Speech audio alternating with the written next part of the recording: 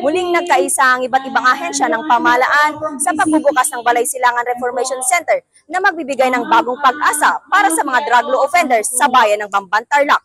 Pinangunahan ito ng mga tauhan ng PIDEA Region 3, katuwang ang Tarlac PNP, DILG at Local Government Unit ng Bamban, Tarlac.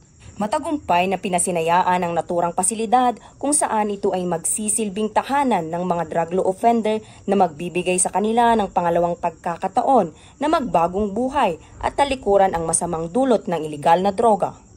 This Bahay Silangan will serve as a temporary refuge for the reformists to become self-sufficient, law-abiding citizens of the country through community involvement.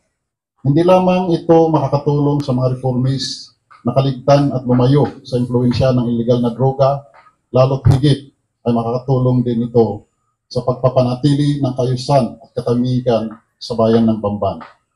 Kaugnay dito, ipinakita rin ng mga kinatawan mula sa iba't ibang ahensya ng pamahalaan ang kanilang suporta sa Balay Silangan Reformation Center sa pamamagitan ng paglagda sa Manifesto of Commitment. Sa lahat po ng kasamahan po natin ngayong umaga, gusto ko pong sabihin po sa inyo, welcome po sa bayan po ng Bamban. At sa lahat po ng ahensya, maraming salamat sa walang sawang suporta po ninyo sa aming bayan. At lalong-lalo na po, nandito po kayo lagi para sa amin. Rest assured naman po, bilang LCE po, kung may maitulong po ako, huwag po kayong mahiyang lumapit, more than willing po ako tumulong po. Maraming salamat po.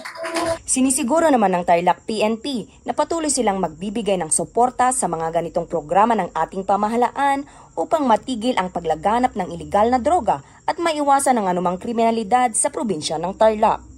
With this, I would like to assure everyone here of our commitment and all-out support towards the success of this endeavor until all the reformists have completed the program and up to the time the municipality of Bamban is declared as drug-cleared municipality in the province of Tarlac. Mula dito sa Bamban, Tarlac, ako po ang iyong PNN correspondent, Patrolwoman Maria Ella Garcia, alagad ng batas, tagataguyod ng Balitang Pulis.